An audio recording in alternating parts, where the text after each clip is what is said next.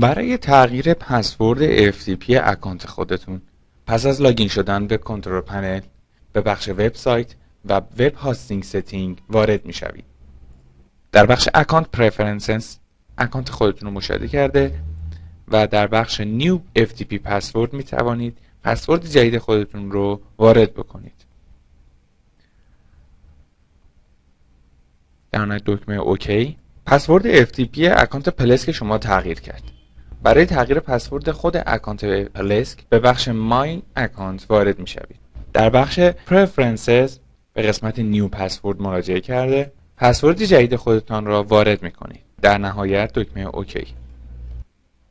پسورد اکانت شما تغییر کرد.